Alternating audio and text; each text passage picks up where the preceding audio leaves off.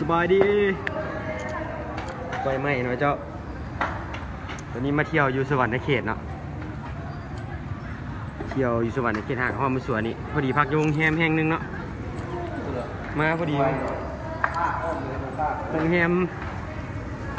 พักอยู่โรงแรมห้องนึงเนาะพอดีไฟไหม้บ้านงานประชาชนไปไต่ต้นก็เจ้าเลยก็เจ้าพากันแขกห้องขอความช่วยเหลืออยู่เนาะแต่ว่าบ้านติดกันอยู่นี่ตอนนี้ไหม้แล้วเนาะหลังหนึ่งมืดแล้วหลังกำลังล้ามไปหลังที่2เนาะแต่มี5-6หลังติดกันเนาะเบิ่งลักษณะเนาะอยู่ที่สวรรค์เขตเด้อสวรรค์เขตพอดีค่อยมาแต่เวียงมาเวียกอยู่สวรรค์เขต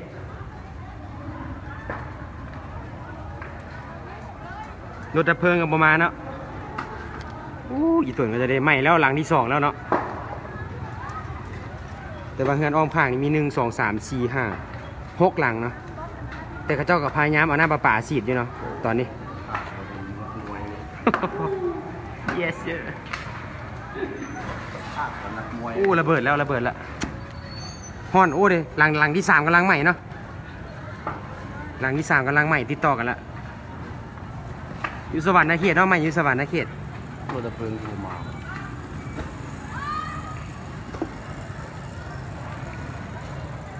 ทีนี้อยู่ชั้น5ของแฮมเนาะก็เลยเห็นกว้างรถดับเพลิงกับบ่ทันมาบัดนี้เนาะอยู่ใกล้บ่หรืออยู่ไกล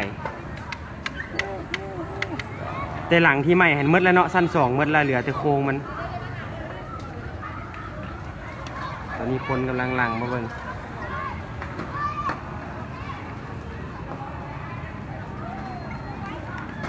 แต่ย่านอยู่เนาะเห็นแต่ย่าน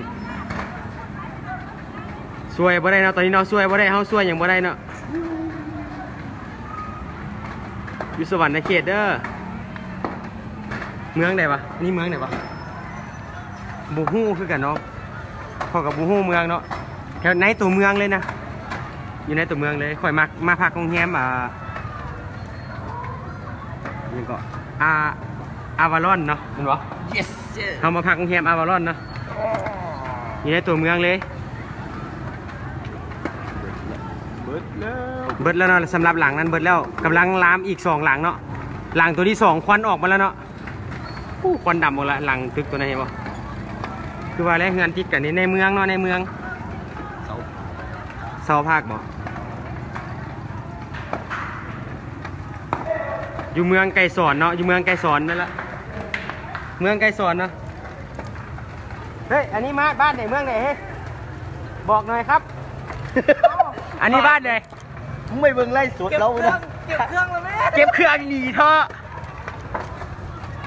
ทุกคนกำลังแตกตื่นเนาะแต่ซอยอย่างกับว่าได้เนาะเดี๋ยวหลังที่2ใหม่ละหลังที่2อยู่จุดนี้เนาะหลังที่2หลังที่3หลังนี้เนาะกำลังที่ใหม่แต่หลังตัวแปลวไฟมันใหม่ไปแล้วเนาะนี่เป็นหลังที่2มีควันดำขึ้นมาแล้วใหม่แล้วเนาะหลังที่2หลังที่3กำลังลามมา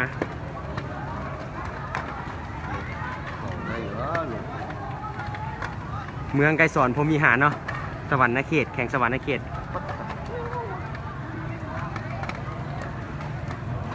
รถดับเพลิงยังพันมาแบบนี้เนาะคิดจังเด็กคือไฟไหม้ปะแป๊บเดียวนึงเนาะหลังจากที่กระเจ้าห้องโวยวายแล้วข่อยก็ออกมาเบิ่งเลยเนาะกระเจ้าดับไฟเบิดยังบกโกดอีก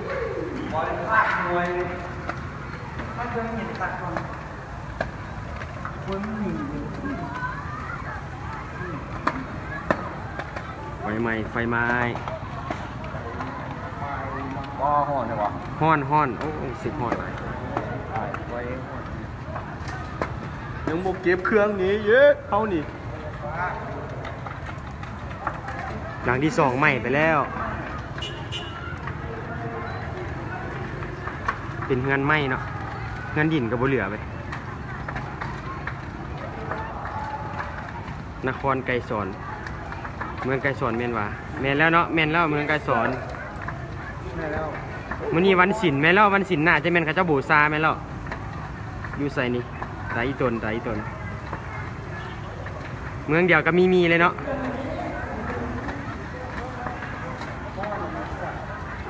แลนให้แม่ไอเวิร์น อยากจะแลนอยู่แต่มันคนละฝากทางมันคือจิบฮอดแต่บอกอยากไปช่วยกันอยู่เนาะวิ่งไปพี่ตูนวิ่ง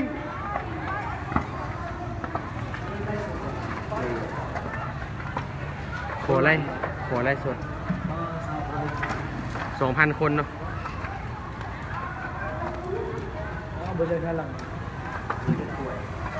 ตอนนี้ประชาชนกำลังหามเครื่องออกมาบ้านเนาะสิ่งใดที่หามออกมาได้ก็หามมาเนาะหัวไหมเห็นความเดือดร้อนของคนอื่นมาหัวไปบ่ได้พอดี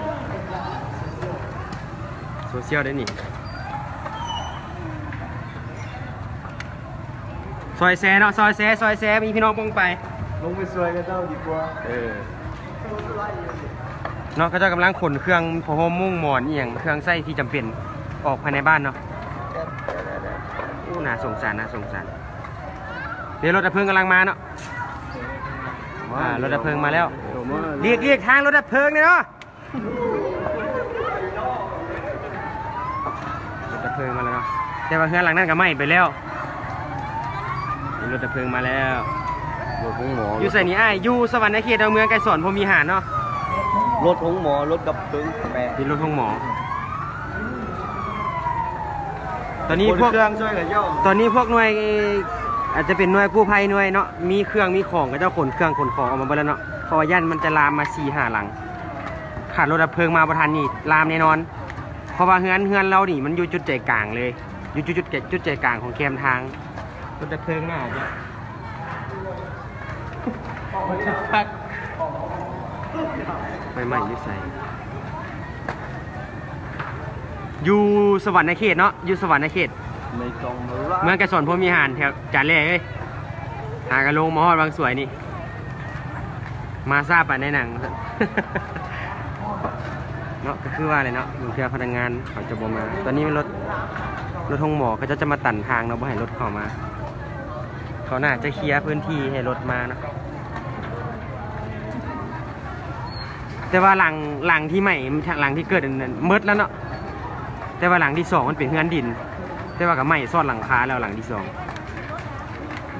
กุลาตีลูกนะ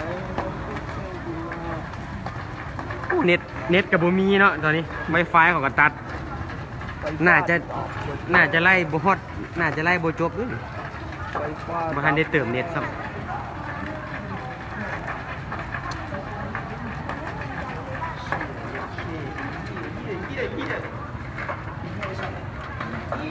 อยู่ในตัวเมืองเลยเนาะ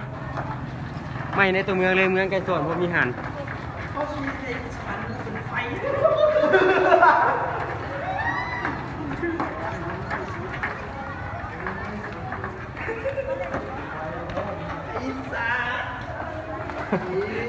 ไล่สดกระท่วงไว้น้องกันเลยเพราะว่าค่อยว่าคือชิมีตัวค่อยแหละภาพมุมแจ้งกันโมเนาะเพราะมันอยู่สั้น5ของแฮมเนาะรถดับเพลิงกับโบมาบ่ได้จูดเนาะมื้อนี้วันศิลป์เขาจะว่ามื้อนี้วันศิลป์น่าจะแม่นเขาบูซาบูอย่างไรมันเป็นเฮือนไหมคนเมืองหลายมัน300 ปลายคนเนาะที่เข้า 30,000 แล้ว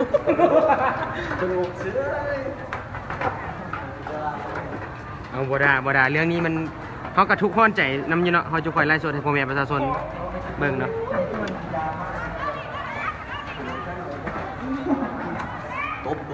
ตัวนี้เขาก็เป็นซื้อกลางให้เนาะให้ทุกคนได้รับรู้ช่วยเหลือเบิ่งแย้งกันและคนลาวนํกันเดี๋ยวรถดับเพลิงมาแล้วเนาะได้ยินเสียงมาแต่ไกลเดี๋ยวมาแล้วรถดับเพลิงมาแล้วรถดับเพลิงมาแล้วเนาะ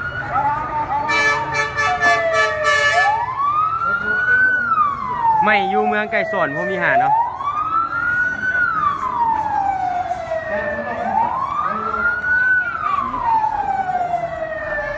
อยู่สวรรค์เขตไม่อยู่สวรรค์เขตอยู่สวรรค์เขตเนาะเมืองไกลสอนพรหมีหาร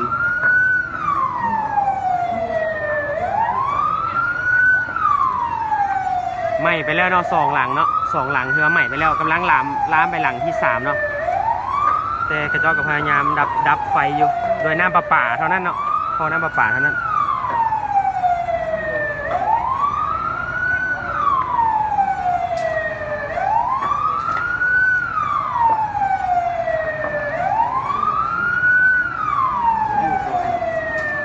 ซอยผลเครื่องนะ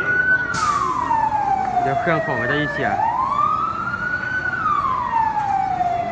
เนาะบางคนกับมุมอยู่ยันสวยโอกาสก็มีนะสำหรับขนเครื่องของออกมาโอ้ไปใจตน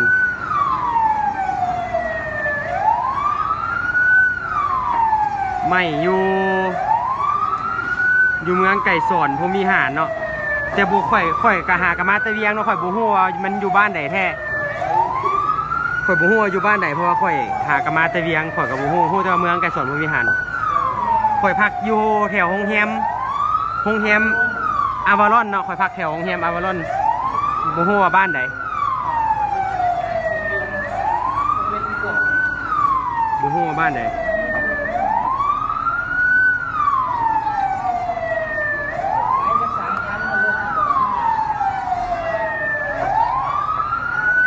ซูมไม่ใช่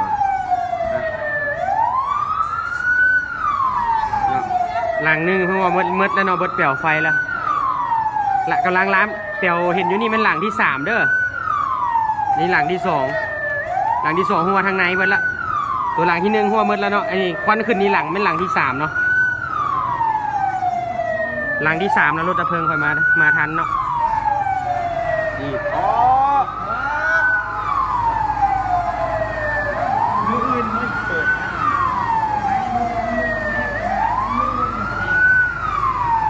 มาคันหนึ่งแล้วเนาะน่าจะมาเล็งมาอีกนี่มีฉีดเลยบ้านอยู่บ้านเดี๋ยวเขาจะฉีดใส่บ้านกำลังขึ้น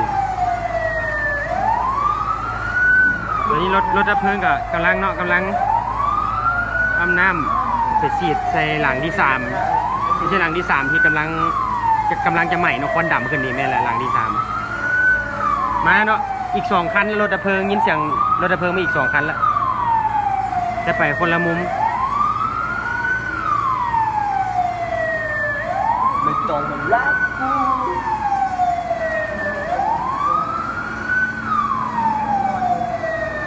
มาห้อนที่มาห้อนต้องสะเก็ดไฟมาเติมคนน่าจะบ่เป็นอย่างเนาะคนเนาะแต่ว่าเห็นรถพยาบาลมา2คันแต่เห็นออกไปแล้วคันหนึ่งบ่ฮู้ว่าหับคนเจ็บไปบ่หรือไปเคลียร์อีกฝากหนึ่งบ่เนาะเดี๋ยวเห็นบ่ตอนนั้นมันรถพยาบาลมา2คันเนาะแต่ว่าเห็นเหลือแต่คันเดียวอยู่นี่คันหนึ่งน่าจะไปฝากคุณเนาะนี่ฝากคุณก็มีหนทางเหมือนกันนะแต่ว่ารถดับเพลิงไปฝากคุณแล้วอีกคันหนึ่งเดี๋ยวเข้ามาฝากกันเนาะนี่ก็รถดับเพลิงเนาะเข้ามาอีกฝากหนึ่ง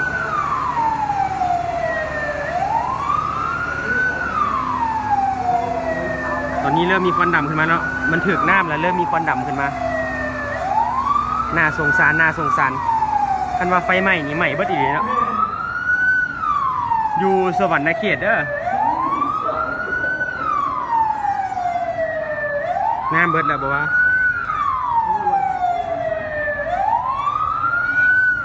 น่าจะมีทหารมาเนาะทหารตำรวจน่าจะมาเฝ้าเครื่องเฝ้าของให้พ่อแม่ประชาชนช่วงตลอดไปน้องเดี๋ยวสิไล่สดคาสิโนเลยได้เรื่องมาเอามาเห็นไหม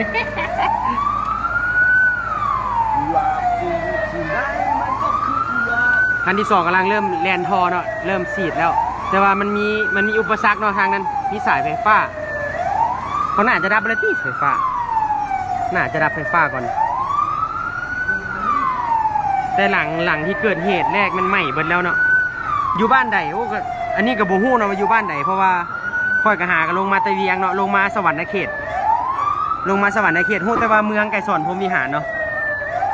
แต่ค่อยบ่แน่ใจมันเป็นบ้านใดแถวเขตใดวะ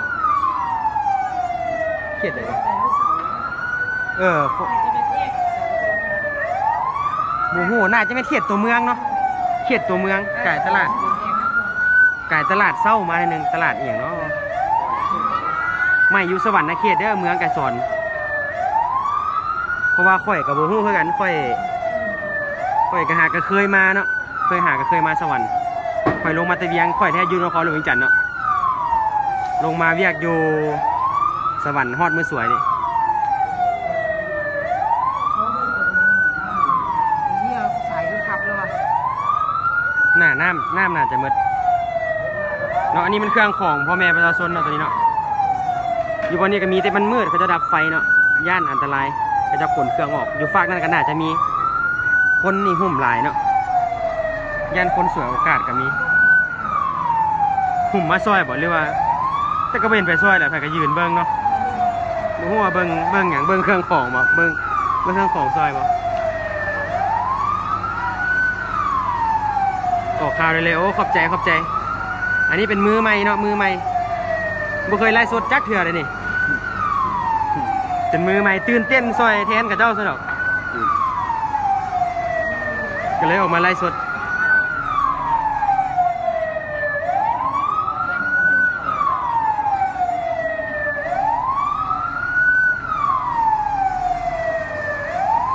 เป็นมือกล้องใหม่เด้อถ้าโปรแจ้งมันมัวกะขอโทษขออภัยเนาะหรือว่าเฮาเว้าไปมันผิดพลาดตัวใดเว้าบ่ถูกตัวใดก็ขอโทษขออภัยเนาะไม่อยู่ใส่อยู่สวรรค์เขตเด้อเมืองไก่สอนพรหมวิหาร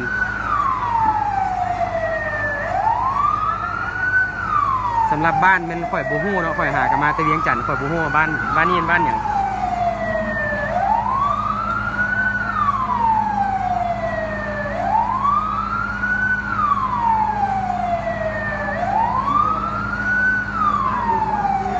เจ้าขอบใจเนาะขอบใจที่แซ่นะ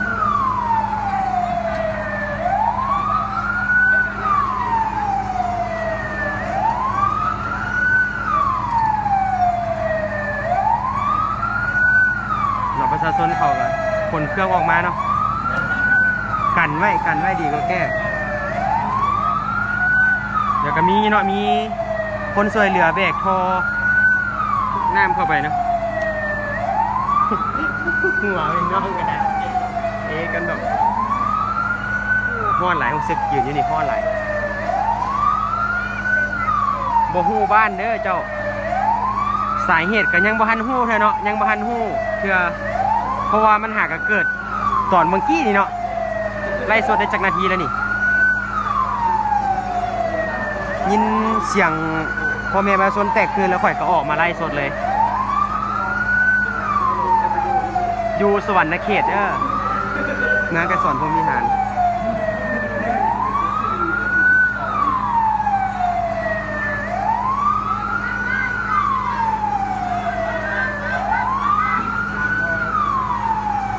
หลังที่3มีควันออกแล้วเนาะแต่ก็ส้มเซยเนาะส้มเซย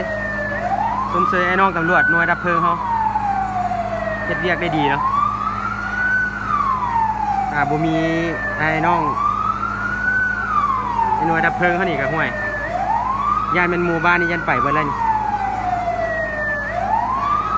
ชมเชยการที่เรียกเนาะของไอ้น้องตำรวจดับเพลิงเขาขึ้นหลังคาเลยชมเชย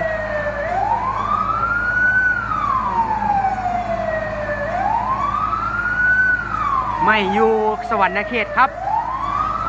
อยู่สวรรค์เขตอยู่เมืองไก่สอนพรหมวิหารสปป.ลาวครับ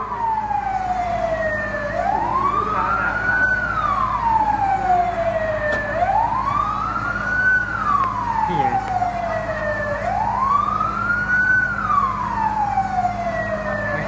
ใส่ปาก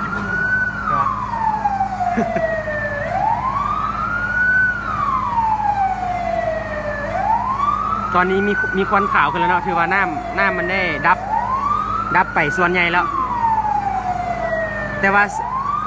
ตอนนี้ที่ใหม่มัน3 หลังแน่นอนแล้วเนาะ3 หลังไม่3 หลังแน่นอนแล้ว